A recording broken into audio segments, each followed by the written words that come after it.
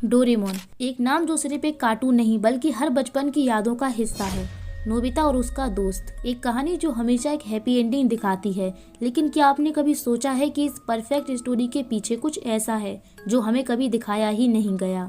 क्या डोरेमोन सिर्फ एक रोबोट था या फिर एक ऐसा इल्यूजन जो एक डार्क सीक्रेट को छुपाने के लिए बनाया गया था? आप सबने डोरेमोन के एडवेंचर्स देखे हैं, एक रोबोट जो फ्यूचर से आता है और नोबिता की लाइफ को चेंज कर देता है।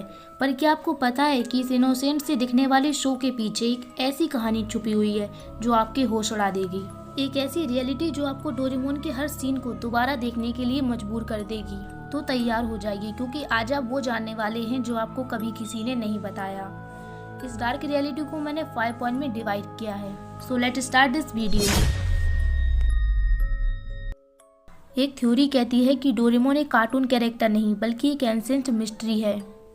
डोरेमोन का एक ऐसा स्टैचू मिला जिसे जब साइंटिस्ट ने एनालिसिस किया तो पता चला कि ये 400 साल पुराना है और एडवांस टेक्नोलॉजी का एक पार्ट है।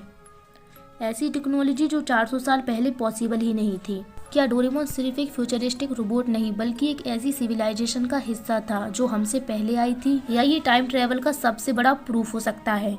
ये स्टैचू दुनिया के सबसे अनसॉल्व मिस्ट्री में से एक बन चुका है। ये सब सिग्नल है जो हमें बताना चाह रहा है कि डोरेमोन रियलिटी में एग्जिस्ट करता है। एआई, जो दुनिया भर में एक रियलिटी बन चुका है। लेकिन सोचिए, फुजीको फूजियो ने एआई और एडवांस रोबोटिक के कॉन्सेप्ट को इतने साल पहले कैसे सोच लिया? डोरेमोन एक फुल्ली इंटेलिजेंस रोबोट है जो बिना किसी मैनुअल कमांड के साथ सोच सकता है और ह्यूमन इमोशन को समझ सकता है। ये एग्जैक्टली वही चीज है जो आज की एआई ह्यूमनाइडेड रोबोट में देखी जा रही है। लेकिन सवाल ये उठता है कि जब एआई का कॉन्सेप्ट दुनिया में प्रॉपर्ली डेवलप भी नहीं हुआ था, तब फिजिको फूजियो ने इस टेक्नोलॉजी का इतना एक्यूरेट विजन कैसे दिखा दिया? क्या ये कोइंसिडेंस था या फिर वो खुद ही टाइम ट्रेवल थे जो फ्यूचर देख कर आए थे? फिजिको फूजियो ने डोरेमोन के कॉन्सेप्ट में सिर्फ एआई का जिक्र नहीं किया बल्कि हाई टेक्नोलॉजी गैजेट का भी आइडिया दिया है। तो क्या ये सिर्फ एक इमेजिनेशन का कमाल था या फिर फिजिको फूजियो के पास एक ऐसी नॉलेज थी जो उस वक्त दुनिया में किसी के पास नहीं थी? क्या ये पॉसिबल है उन्होंने फ्यूचर का सफर किया हो और जो देखा वही डोरेमोन में दिखाया?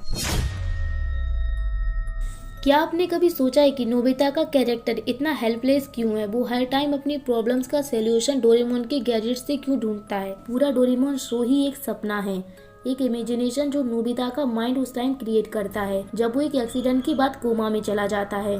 डोरेमोन जो उसका बेस्ट फ्रेंड है, उसका एक्सीडेंट सिर्फ एक फैंटेसी है जो उसका दिमाग उसकी लॉनली लाइफ को कोप करने के लिए बनाता है। उसकी पूरी लाइफ सिर्फ एक इल्यूजन थी।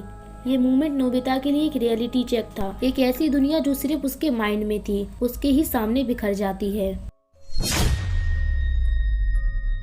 डोरेमोन के क्रिएटर फिजिको फूजियो ने शो के जरिए एक डीप डार्केट मैसेज दिया था। नोबिता एक एग्जाम्पल है उन लोगों के लिए जो अपनी प्रॉब्लम्स के लिए हमेशा शॉर्टकट ढूंढते हैं। क्या आपने कभी नोटिस किया है कि नोबिता का कैरेक्टर कभी ग्रो नहीं करता, वो हमेशा डोरेमोन पर डिपेंड रहता है? ये शो एक वार्निंग है, अगर आप अपनी लाइफ में स्ट्रगल को फेस नहीं करेंगे तो हम कभी सक्सेस का असली मजा ले ही नहीं पाएंगे।